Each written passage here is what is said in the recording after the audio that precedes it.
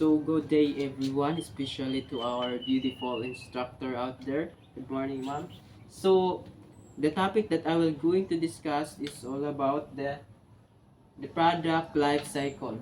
So every product or service is any industry or sector has its own life cycle as typified by the diagrams shown in figure 7. So this is the figure 7 product life cycle. So if you can see, there is an introduction, growth, maturity, and decline. So this is the sales unit where figure 7 the product life cycle is um just like sa pareha pud sa ato ang kinabuhi na kanang pagkabata ni dako hanto di matured ka and decline. So product life cycle is um, the figure shows that the product life cycle is kanang naay dili jud siya mag-stay ni stay hantod lang sa anang introduction lang ani lang sa introductions, just like our life kinahanglan pud ta kinahanglan ta mo develop and improvement. We need to improve ourselves para magustuhan pud ta o mahalon pud ta sa ato ang kanang naay o deserving ta mahalon sa ubang tao. Then the product life cycle sometimes referred to as the S curve is a living proof that just like a humans, there is beginning and end for everything, and the same is true of every product or services in this world. So sa kanang naay ang S curve is ang nagpamatuod nga just like our humans nya naay kanang naay beginning and ending sa katapusan ra gihapon. So next is experience curve. The theory of the experience curve is shown in figure 9. So this is the figure 9, the experience curve, and there is a yesterday from top, today and tomorrow, cost or price per unit. So the theory of the experience curve suggests that as the business organizations stay much longer in the business or the industry. So in the business organizations accumulates a body of knowledge and experience that enable the firm to do its business better. So if you have this kind of attitude nga kanang naay kay baw na ka experiencado na ka sa nang what you have doing and koan. So siyempre there is a possibility nga kanang manindot ag inyong pagpamalakad sa inyong kumpanya kay experiences naman ka, like kanang kanang nang-apply ka o kanang like cashier. So and then the previous work nimo is cashier pod. So it means na cashier pud ka sa laing kumpanya, it means kay bawo na jud ka og unsa imong pambuhaton sa kanang as a cashier.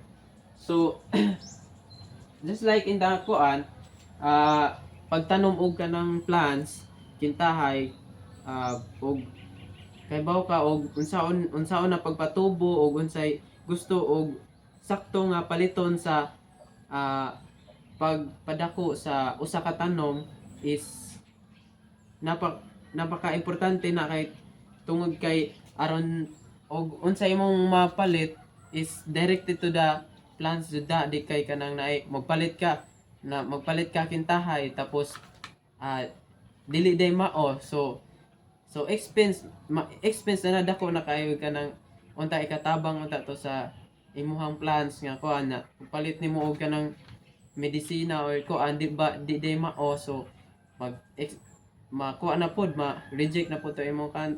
So the best is na jud kayo experience curve, experience. So ikaw nga kanang naghimo og product na experiencado o kanang kamao na ka, so human ka maka makales man jud ka while na ikaw experiencado na kamao naman jud ka. So human ka maka less is kanang naay ang imong sa imong product is makabaligya pug ka og kanang naay barato.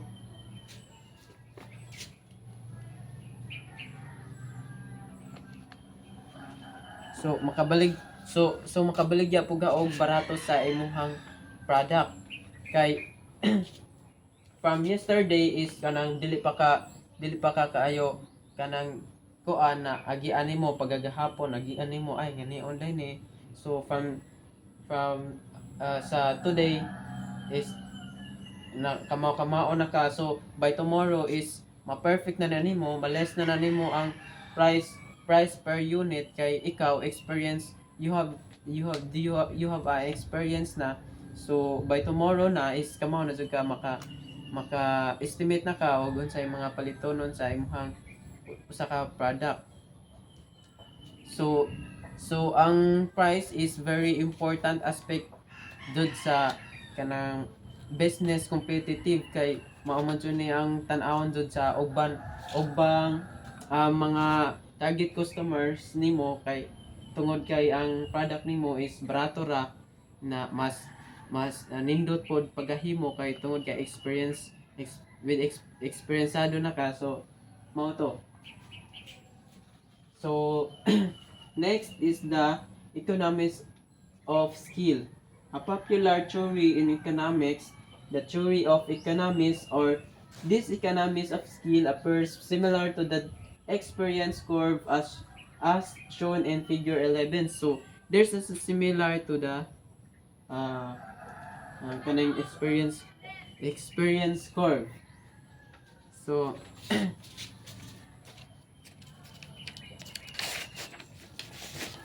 this is the uh, economic skills and experience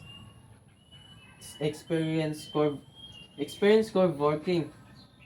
So from the 100 unit plans up to 400 unit plans. So it is similar to the experience curve because uh, nagpamatuod nga from the lowest plans sa gamay pa imong nahimo hangtod nga nidaghan na ang gimuhang plans nga gihimo imuhang product or services sa sa output nimo. So this economies of skills start working. So ang sa economies of skill is dapat kuan jud ka kanang og mabaligya ka og products or anang sa o imuhang services is dili jud ka pataka pod og kanang presyo, di ka mag overpricing kay kanang na ay dili po na maayo it will affect to your kuan imuhang business kay may mo to sila ay adi ta dito kay mahal di ta diha palit kay kanang mahal ka adto na sila na overpricing. So dapat naapugay ka ng pagtimbang-timbang sa imuhang mga baligya o kanang serbisyo nimo. Sa kuan sa kanang sa pagtaas og presyo tungod sa gidaghanon sa mga production o mga serbisyo nga gihatag sa kadaghanon sa mga production or services nga imong nahimo.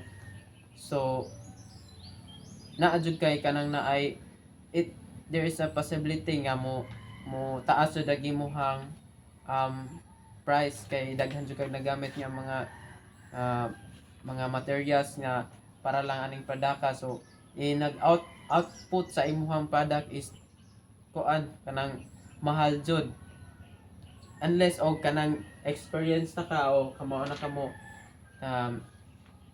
ka mo timbang-timbang ug unsaon paghimo ning product ka or unsaon pagkuan sa services is males pa pwedeng mo baba pa ang presyo nga imong ihatag sa imong target customers. Lastly is the best operating level. The concept of best operating level is diagrammatically explained by figure 12. So this is the figure 12 best operating level. There is an under underutilizations.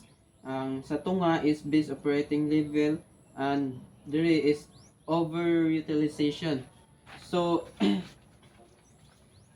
in other words, there is an optimum level, one that is between the minimum and maximum of operating machines or using resources that can result to the lowest possible cost of productions of the product or services. So if ever ikaw mahimo ka nga butang na to og manager baron sa usa ka dakong kumpanya. So or engineer, ikaw engineer baron is dapat ang imuhang mga machines nga gipanggamit o kuan dapat iadto jud nimo sa sakto nga paggamit o unsa pa diha nga makuha diha sa part sa insuhang company unsay pwede makuha dira. So dapat mahapak jud na adto sa inyong gihimo nga project. Kay if you are manager, then himoon jud nimo ang pinaka the best nga sakto og unsay maayong himuon para mulambo ang insuhang kumpanya. So this is the best operating level figure 12. So shows that there is an underutilization.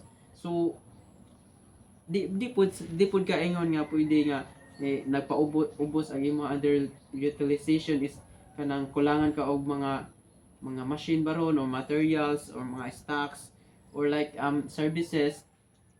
Dapat sakto jud the best operating level dapat naa ka sa center of kuan, kay di man po na pwede siya og kanang overutilization na is madaghan naging muhang mga utility kuan.